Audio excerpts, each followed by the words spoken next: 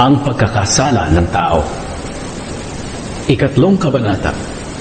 Sa lahat ng hayop na nilikha ng Panginoong Diyos, ang ahas ang pinakatusok. Minsan tinanong ng ahas ang babae, "Totoo bang pinagbabawalan kayo ng Diyos na kumain ng bunga ng alinmang puno sa halamanan?" Sumagot ang babae, "Makakain namin ng kahit anong bunga ng puno rito sa halamanan, maliban lang sa bunga ng puno na nasa gitna ng halamanan. Sapagkat sinabi ng Diyos na hindi kami dapat kumain o humipo man lang ng bunga ng punong iyon. Kapag ginawa namin iyon, mamamatay kami." Pero sinabi ng ahas, "Hindi totoong mamamatay kayo." Sinabi iyan ng Diyos dahil alam niya na kapag kumain kayo ng bungang iyon, mabubuksan ang mga isip ninyo at magiging katulad niya kayo na nakakaalam kung ano ang mabuti at masama.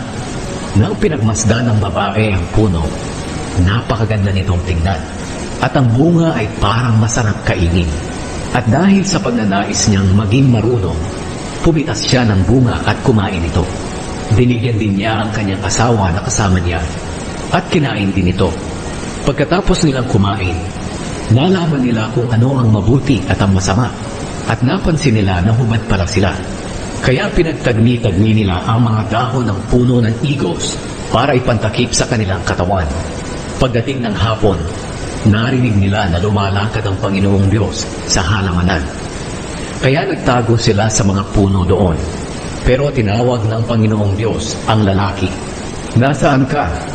Sumagot ang lalaki, "Narinig ko po kayo sa halamanan, kaya nagtago ako. Natatakot po ako dahil hubad ako." Nagtanong ang Panginoong Diyos, "Sino ang nagsabi sa iyo na hubad ka? Kumain ka ba ng bunga ng punong kahoy na sinabi ko sa iyo na huwag ninyong kakainin?" Sumagot ang lalaki, "Ang babae po kasi na ibinigay niyo sa akin ay binigyan ako ng bunga ng punong kahoy na iyon at kinain ko." Tinanong ng Panginoong Diyos ang babae, "Bakit mo ginawa iyon?" Sumagot ang babae, "Nilinlang po kasi ako ng ahas, kaya kumain po ako." Pinarusahan sila ng Diyos. Kaya sinabi ng Panginoong Diyos sa ahas, "Dahil sa ginawa mong ito, parurusahan kita. Sa lahat ng hayop, ikaw lang ang makakaranas ng sumpang ito. Sa buong buhay mo ay gagapang ka sa pamamagitan ng iyong tiyan, at ang bibig mo ay palaging makakakain ng alikabok. Ikaw at ang babae ay mag-aaway. Ang lahi mo at ang lahi niya ay mag-aaway din. Dudurugin niya ang ulo mo at tutuklawin mo ang sakong niya." Sinabi rin niya sa babae, "Dahil sa ginawa mo, dadagdagan ko ang paghihirap mo sa pagbubuntis at mararamdaman mo ang sobrang sakit sa iyong panganganak. Pero sa kabila niyan, hahangarin mo pa rin ang iyong asawa at maghahari siya sa iyo." Sinabi rin niya sa lalaki, "Dahil naniwala ka sa asawa mo at kumain ng bunga ng punong kahoy na ipinagbawal ko sa inyo, susumpain ko ang lupa. Kaya sa buong buhay mo ay magpapakahirap ka ng gusto para makakain. Tutubo sa lupa ang mga damo at halamang may tinik. Ang kakainin mo ay manggagaling sa mga pananim sa bukid. Kinakailangang magpakahirap ka ng gusto para makakain, hanggang sa bumalik ka sa lupa na iyong pinagmulan. Dahil sa lupa ka nagmula, sa lupa ka rin babalik." Pinangalanan ni Adan ang asawa niya na Eva, dahil siya ang magiging ina ng lahat ng tao.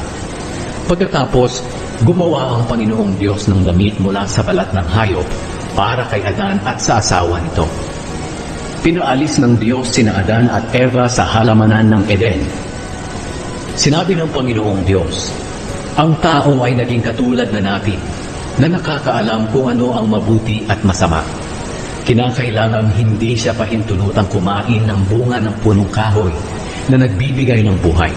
Dahil kung kakain siya, mananatili siyang buhay magpakailanman." Kaya pinaalis siya ng Panginoong Diyos sa halamanan ng Eden para sakahin ang lupa na pinagmulan niya.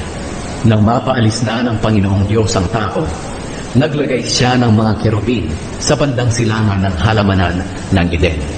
At naglagay din siya ng espada na naglalagablab at umiikot para walang makalapit sa puno na nagbibigay ng buhay.